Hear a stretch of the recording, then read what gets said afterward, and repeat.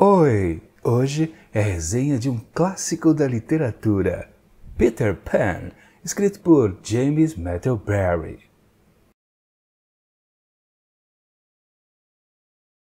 Bom, pessoal, é sempre importante nós ficarmos focados nos clássicos, talvez tentando fugir de algumas adaptações errôneas.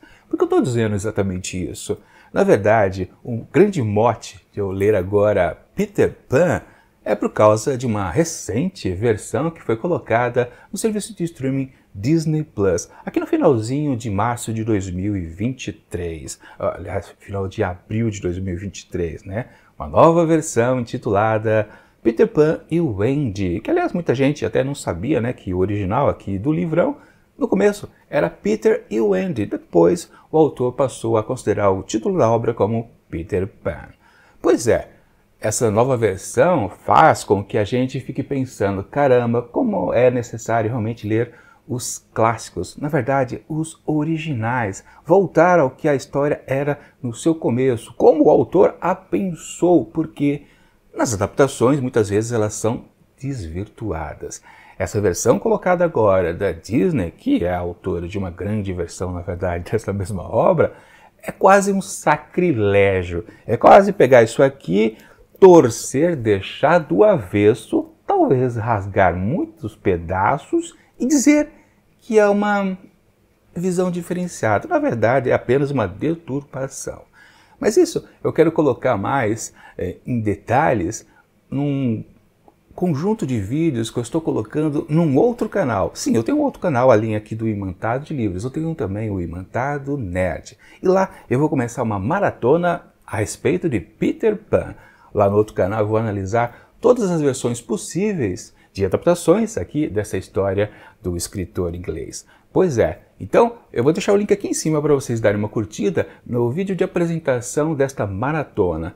Acho que são, deixa eu ver, são duas animações, mais 3 live action, em torno de 6 filmes, todos relacionados a Peter Pan, versões de Peter Pan. Eu vou analisar então lá no meu outro canal. Diariamente, né, eu vou dedicar um vídeo especial a cada adaptação e fazer aquela comparação exatamente se a história original, no caso aqui, esse livro, ela foi bem desenvolvida ou foi simplesmente deturpada. Aliás, falando em coisas alteradas, a origem de Peter Pan não é esta literatura. Aliás, primeiro, antes de qualquer coisa, né? Muita gente pensa que Peter Pan é um conto de fadas. Aquelas tradições orais que a gente vai acumulando, né?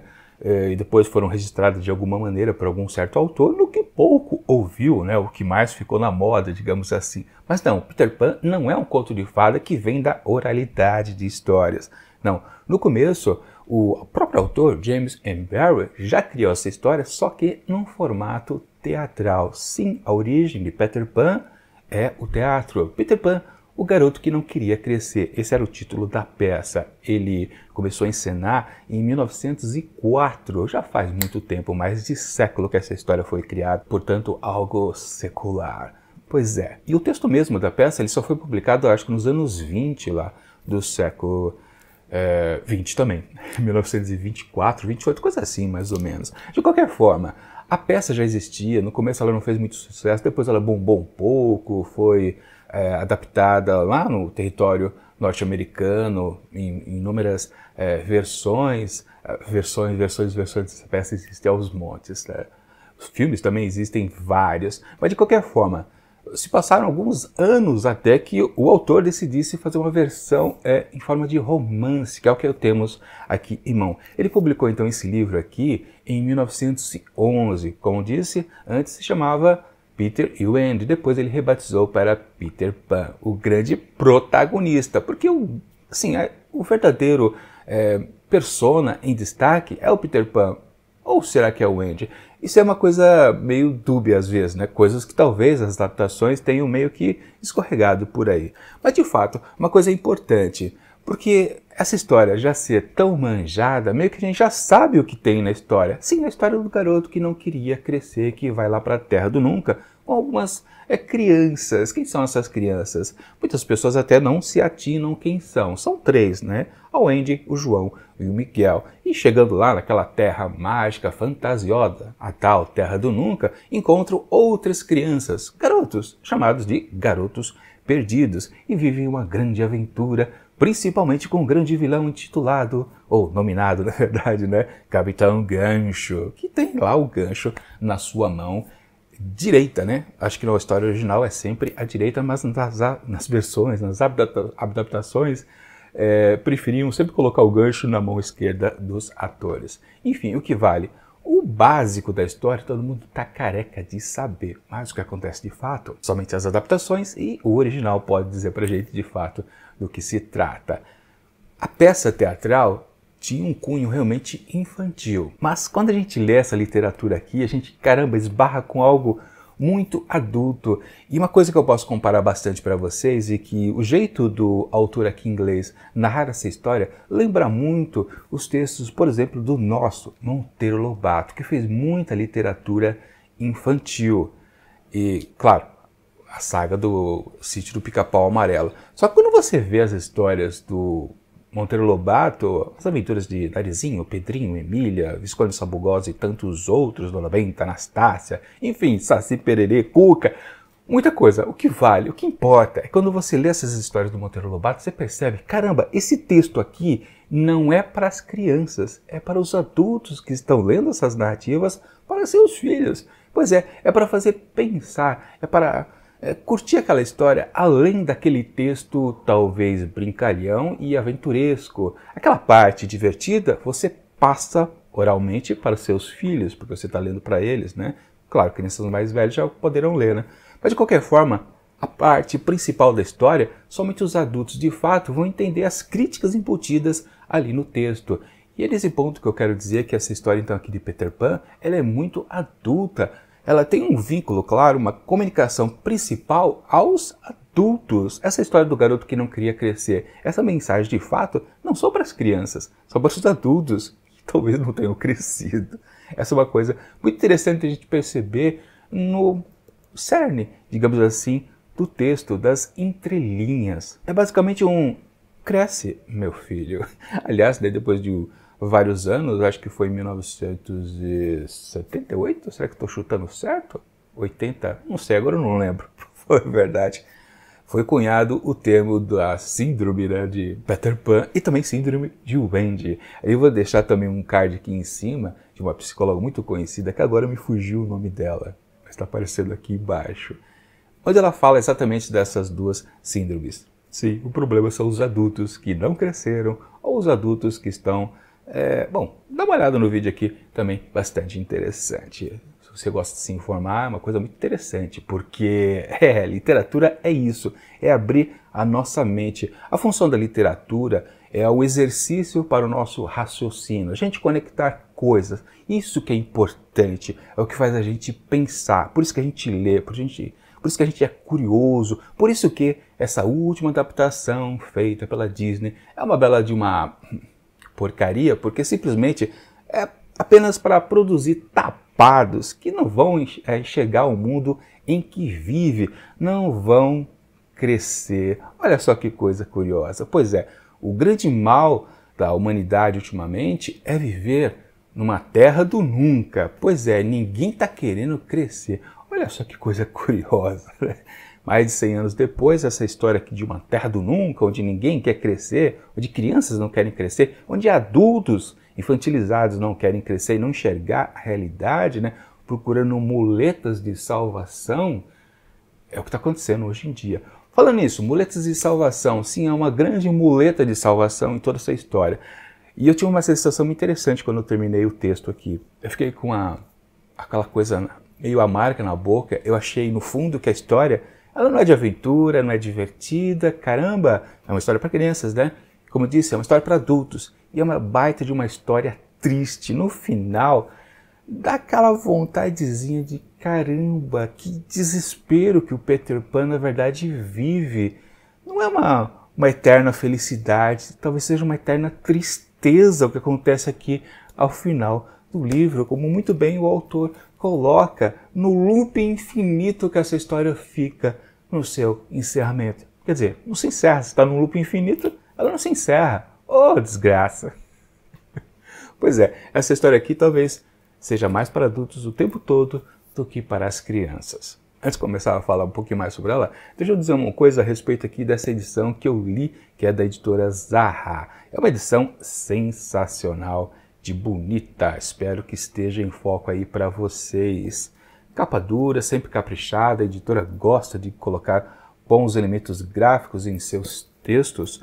E também temos aqui algumas ilustrações originais, lá do tempo de publicação. Isso vai ficar difícil de ver, né? Mas acho que dá para ver um pouquinho.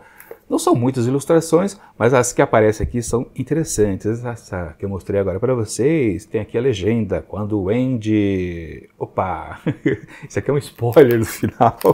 É melhor pegar uma outra ilustração aqui mais para o começo do livro, que fica mais interessante, né? Pô, sacanagem, dava já um spoiler da história aqui, né? Principalmente do seu final, né? Ah, aqui é bacana, olha só. Foco, não sei se tem foco aí para vocês, mas é aqui quando o Andy já está na Terra do Nunca contando histórias para os garotos perdidos. Caramba, essas ilustrações aqui são sensacionais. Deixa eu ver se eu vejo aqui no expediente quem é o autor das ilustrações. Temos aqui na frente, não, que frente? Tá, a parte de trás do livro, né? Ilustrações, blá blá blá, cadê? Ah, tá aqui, ó, ilustrações de F.D. Belford, certo? Pois bem, seu Belford, excelente ilustrador. Agora voltando à história, sensações iniciais. Eu falei das finais, deixa eu falar das iniciais. Eu nunca havia lido Peter Pan. Eu já falei aqui? Não lembro se eu falei porque eu já gravei esse vídeo aqui, acho que umas 3 vezes.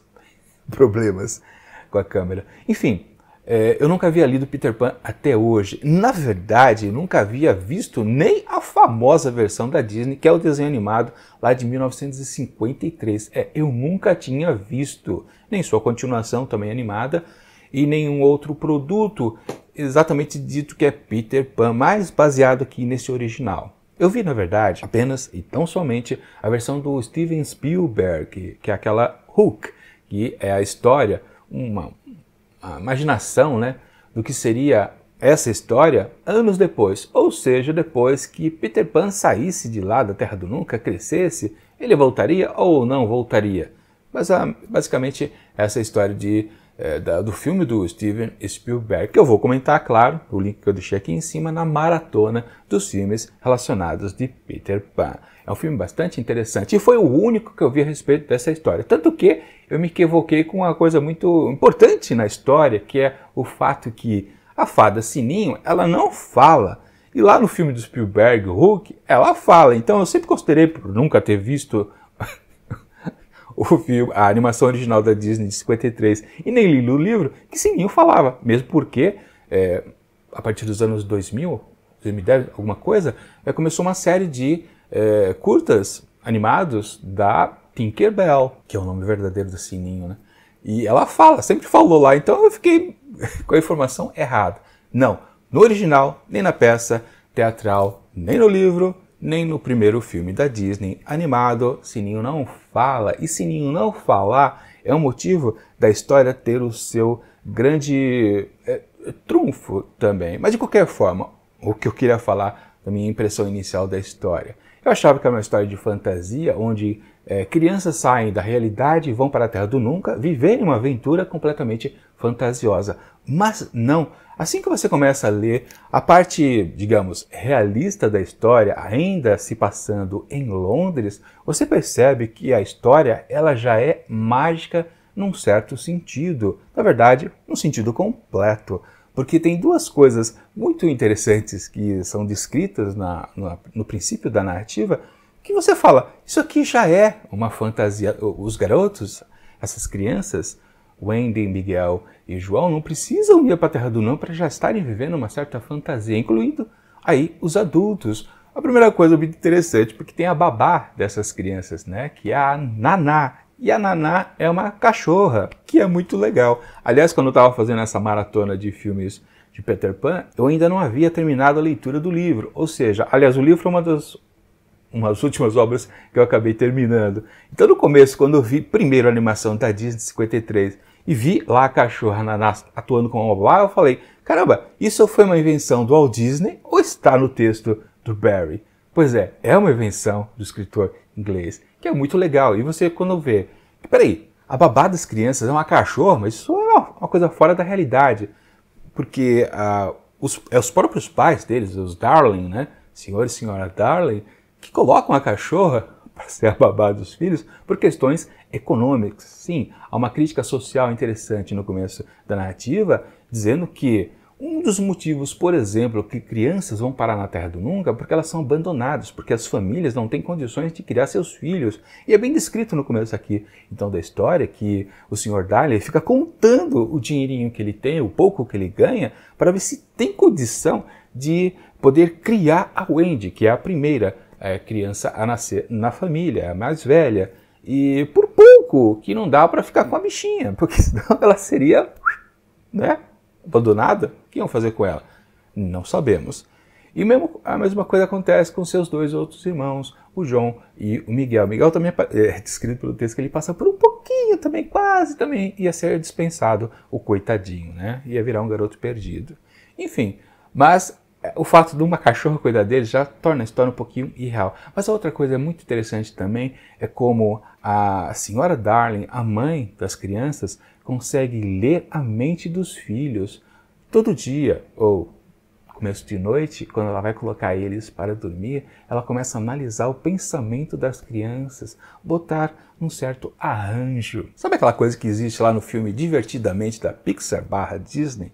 Agora, que também a gente percebe como os pensamentos são acondicionados na cabeça das crianças, digamos que até que o pessoal lá daquela animação meio que se baseou um pouquinho aqui em Peter Pan. De qualquer forma, a senhora Darling, ela analisa toda noite, quando eles estão começando a dormir, o que vai pela cabeça deles.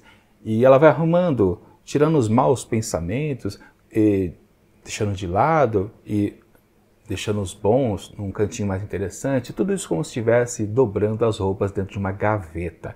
É muito bacana essa exemplificação de qual o processo que ela faz para meio que ajudar os filhos.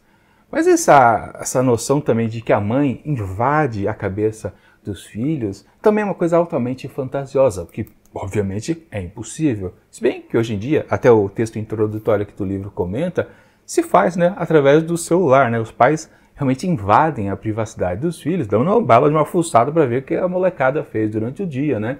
Que, aliás, é uma coisa, não é ilegal, né? Os pais têm responsabilidade sobre os filhos, têm que protegê-los. Fuçar o celular, tá ok. Para os filhos, né? Mas de qualquer forma, né? É um processo fantasioso, o que é bacana também. Coloca a história, então, no mundo de fantasia antes de necessariamente eles irem para a Terra do Nunca. Ou seja, também, né? A gente pode dizer que os pais têm a função aqui no começo da história, né? O Sr. Darling tem a preocupação econômica de sustento da família e a Sra. Darling tem a preocupação emocional da cabeça dos seus filhos. Mas voltando ao ponto fantasioso, o bacana é que nessa arrumação que a mamãe faz na cabeça dos filhos, ela acaba encontrando uma palavra super constante, que é Peter. Pois é, na cabecinha de todos os filhos tem a mesma palavra, Peter. Em outras versões, que a gente vai ver lá no link lá do outro canal, vocês percebem que às vezes a própria mãe já contava essa história de Peter Pan aos filhos. Aqui no original, não. São os filhos que estão com o Peter na cabeça e ela meio que arrumando lá o pensamento deles, descobre a palavra Peter sempre repetindo e ela percebe, isto é importante para eles. Bom, e aí também tem aquelas coisas famosas que às vezes você já sabia, mas esqueceu e depois quando alguém está comentando a respeito dessa história clássica, você fala, é mesmo, tem a coisa da sombra que o Peter perde a sua própria sombra e precisa ser costurada. Sim, é uma história que a gente conhece bastante, mas a gente esquece ela um pouquinho, alguns detalhes, e quando a gente retorna a ela, a gente fala, caramba, é verdade, tem isso, tem a história do Dedal também, que é o beijo, que é sensacional. Quando eu comecei também a ver a animação primeiro, antes da história aqui, eu falei, o beijo, o Dedal, eu sabia disso, estava perdido na minha memória em algum lugar, e quando comecei a rever a animação de 53, falei, é mesmo, que coisa engraçada que essa aí é a história do beijo, que é super importante. Na verdade, vamos começar a fazer uma análise aqui da história em si. Lembrando que é uma história triste, como eu meio que concluir ao final da narrativa. Sim, o Peter, ele não quer crescer, mas por que ele não quer crescer? A gente pode considerar muitas coisas, né?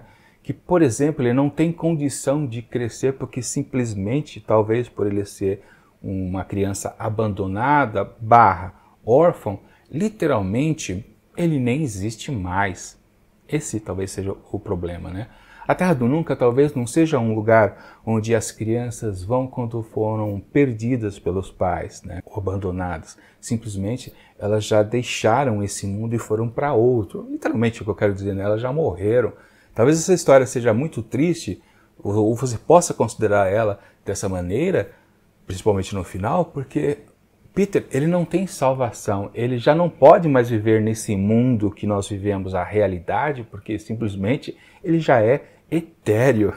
E a necessidade que ele tem, que a gente percebe ao longo de toda a narrativa, de ter uma condutora de uma mãe, isso meio que exemplifica bastante.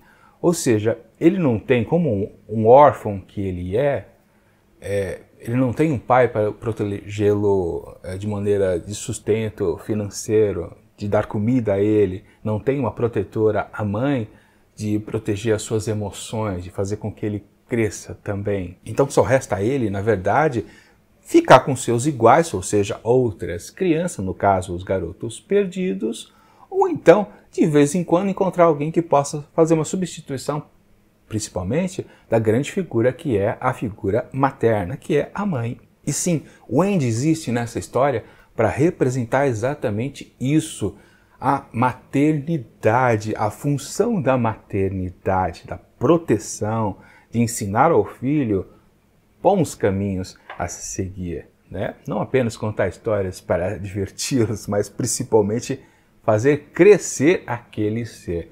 Embora no fundo a história seja sobre um garoto que não quer crescer, na verdade ele quer uma pontinha de crescimento. No fundo, ele não pode crescer porque ele não pode sair da Terra nunca. No meu caso, aqui na minha conclusão, porque simplesmente ele não tem como ir para a realidade porque ele já morreu.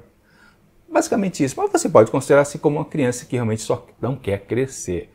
Eu acho mais fácil pensar que no fundo, ele não existe mais e a única solução para ele é apenas encontrar um pouquinho de proteção na figura materna. E sim, um dos grandes sacrilégios então dessa nova adaptação da Disney é justamente destruir a importância da mãe, a importância de Wendy nessa história. Wendy é a representação feminina universal da maternidade. A esculhambação feita então por essa versão nova é simplesmente, num certo momento a personagem diz até um grande absurdo, que é o exato oposto do que ela tem de função na história. Ou seja, você pode pegar um original e deturpá-lo completamente, deixando ele inverso. Isso aqui é a respeito de uma pessoa que não quer crescer, talvez por uma finitude dela, né? Ela não consegue crescer porque simplesmente ela não existe mais. Mas quem dá todo o carinho necessário, toda a motivação para crescer, que é a figura materna, simplesmente foi jogada fora. Isso aqui, por isso que o primeiro título do livro era Peter e Wendy, porque Peter é o protagonista da história, mas o motivo da história existir é o Wendy. Então, foi essa a coisa inescrupulosa que a adaptação da Disney fez em cima do seu próprio clássico, né? Destruir a grande motivação dessa história existir. Um sacrilégio completo. Mas vamos usar o seu grande inimigo, o Capitão Gancho. Ele não é muito bem retratado aqui em termos de origem. Aliás, é um mistério que essa história possui e é um charme também. As adaptações vindouras sempre procuravam também dar um motivo da existência do Capitão Gancho. É um pouco de erro fazer isso, porque o Capitão Gancho aqui nessa história, ele é apenas um vilão sádico. Talvez só não é tão sádico quanto o próprio Peter Pan. Isso também é um ponto importante. O Peter Pan, ele não é bonzinho, ele não é um herói, ele é um anti-herói. Ele é meio que é quase um ditador na Terra do Nunca. Isso é bastante interessante da gente perceber também, que é uma coisa de infantilidade, né? O senhorio, né, aquele grande dono de terras ou um grande empresário, ele também é um sujeito fraco, completamente oprimido, que precisa, através de opressão aos outros, se sentir evoluído, forte. É o caso aqui. Como ele não consegue crescer, aí fica difícil, né?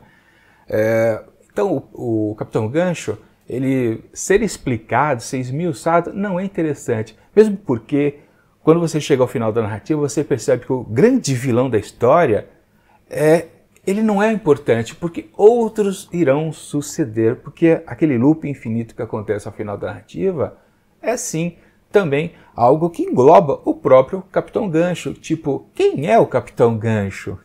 Basicamente, não tem importância, é só mais um pirata. Piratas existem vários ali na Baía dos Piratas, lá na Terra do Nunca, né? Ou seja, claro, a gente tem que levar em consideração que o grande trunfo lá da primeira animação de 53 da Disney é a grande representação do Capitão Gancho e até também do seu imediato, o Sr. Smee ou o Sr. Barriga, em outras adaptações, né? Mas a importância dada ali é uma importância completamente cômica, né? Para até dar um estofo maior àquela animação, né? Quem não ri aos montes com o desespero do Capitão Gancho e ali com o crocodilo. Que o crocodilo também tem uma grande importância aqui nessa história, não é explicado pelo texto, mas a gente consegue compreender, porque é uma luta. A importância do Capitão Gancho aqui de ser apenas um vilão é nesse sentido sim, mas tem uma outra também linha, um arco narrativo interessante em cima dele, que ele representa o perigo também que o Peter vive, ou que ele não pode viver. O medo do Capitão Gancho é exatamente de morrer, porque ele tem um tempo finito. E o crocodilo entra nessa história aqui exatamente por causa disso. Primeiro que, numa luta não explicada, não importa também, quase que é dita de assim, bem en passant, o Peter Pan, lembrando que ele é sádico, ele corta a mão do Capitão Gancho. Por isso que depois ele acaba ficando com o gancho ali no lugar do membro amputado, né? E ele cortou a mão do capitão e simplesmente estava passando um crocodilo ali do lado, casualmente, ó, toma aí pra você. Por um motivo também não explicado, o mesmo crocodilo acaba comendo um relógio e tem a famosa conexão, né, do tic-tac sempre que ele aproxima, né? O Capitão Gancho começa a ouvir lá o tic-tac, tic-tac, tic-tac. Na verdade, não é que ele tem medo de ser comido de novo pelo crocodilo. Aqui é uma metáfora da sua morte, está chegando a sua velhice, coisa explorada, por exemplo, lá no filme do Spielberg, né, do Gancho, Hook. Pois é, essa é a importância principal também do Capitão Gancho, ser aquilo que o Peter Pan não consegue, ele não consegue envelhecer e morrer. De novo, no fundo também você pode considerar que a história já é sobre uma pessoinha que já morreu, mas também é uma comparação de uma pessoa que está tentando ainda viver, né, fugindo, desesperado do tic-tac, do crocodilo, que é uma metáfora que ele vai vir começar a consumir o resto do seu corpo, né, a começar pela mão até todo ele. Enfim, coisa que também a nova adaptação esqueceu, né? Fingiu que não existe aqui no original. Enfim, esse texto aqui é muito interessante. Na verdade, aquela coisa de você ter uma história que você tem na memória, por algum motivo, né, você descobriu essa história, talvez numa adaptação com um livrinho ilustrado, ou você viu numa revistinha, em algum momento você teve contato, ou sua própria mãe contou para você a história de Peter Pan, ou você ouviu dos seus coleguinhas. É uma história super manjada, a gente sempre viu. A gente sabe o que é a história do Peter Pan, do garoto que não queria crescer, que vive na Terra do Nunca, não quer sair de lá de jeito nenhum. Mas, lendo o original, você consegue entender que a história, de fato, ela tem algumas camadas interessantes, principalmente para os adultos, umas questões filosóficas, metafísicas. Por que crescer? É necessário crescer? A gente precisa crescer para necessariamente morrer? São várias coisas que estão aqui bem de leve no texto, mas a gente consegue captar, ser claro, a gente parar para pensar e não ser apenas um bitolado, né, que lê a história e fala, ai que bonitinho. Não, a história não é bonitinha, ela até é triste pra dedéu no seu final. Enfim, uma coisa que eu posso dizer a respeito aqui dessa narrativa também, que também pode considerar que até atrapalha um pouco a curtição de fato. Como eu disse, eu estava ainda lendo o livro enquanto eu estava vendo as adaptações, ou seja, eu vi várias versões dessa história. Quando eu, enfim, terminei a história em si, meio que eu já sabia de tudo, eu só via a maneira oficial, sem as variações dos outros autores. Ou seja, eu não tinha aquela sensação de originalidade. Caramba, era assim. De alguma forma ou de outra, tudo que está aqui eu vi nos filmes, aumentado ou diminuído, tornando tudo isso quase um tipo, eu li ou não li? Porque, de novo, tudo eu já tinha visto, mas aí tem uma salvação. O narrador dessa história é sensacional. É o tipo de cara que está contando a história que não é o próprio autor. A gente pode considerar como um personagem, embora, num certo ponto aqui, somente uma vez, ele se autodenomina como um escritor. Ou seja, não é na maneira oral que ele está contando essa história para a gente. Ele se declara um escritor, né? Ele fala de uma certa dificuldade, nós, escritores, não sei, mais ou menos assim. Ele dá a entender que está registrando a história de alguma forma num papel, mas não é o próprio Barry, com certeza não. Mas esse narrador é um grande trunfo também dessa história, porque ele é onisciente, mas também muito de um sacana.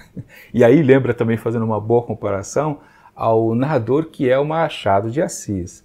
Pois é, aquele cara que fica cutucando a gente, provocando, às vezes ele tem a informação correta, mas ele não diz de propósito, só para aumentar o suspense. É um narrador delicioso também. É um dos mais divertidos, com certeza, na história, é o narrador da narrativa, não só os personagens, né? Na verdade, a história em si, ela não é tão cômica, ela é muitas vezes irônica. Mas o Walt Disney, com certeza, quando fez a sua animação lá de 53, ele captou que o comecinho, principalmente na relação entre o Peter e o Andy, justamente para fazer com que ela vá para a Terra do Nunca, é de uma maliciosidade muito interessante, justamente porque você fica na dubiedade. Peraí, mas é um garoto que está falando tudo isso.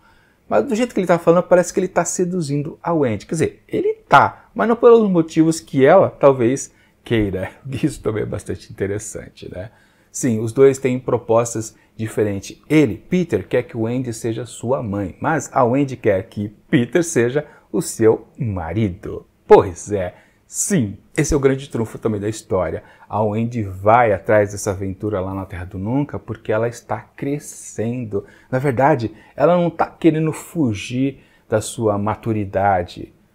Ela está no processo de amar o homem, aquele garotinho sapeca, maldoso, mas ela está amando ele. Claro, no meio lá na Terra do Nunca, vai começando a ter aquela mistura, né? Ela realmente se transforma na mãe dos garotos perdidos. Mas tudo bem, no fundo, e até por causa disso, né, tem até um momento que o próprio Peter pergunta: caramba, a gente está brincando aqui de papai e mamãe, mas isso é para valer ou não é para valer?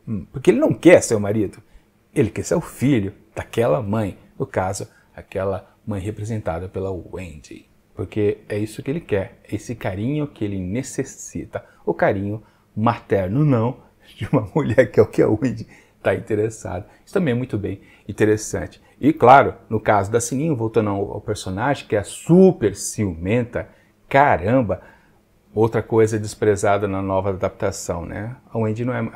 A Sininho não é mais ciumenta, né? A Tinkerbell, a Tilintin.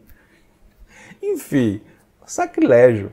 Acabaram com o texto. Sim, as mulheres dessa história desejam Peter, mas ele não quer uma amante, ele quer uma mamãe.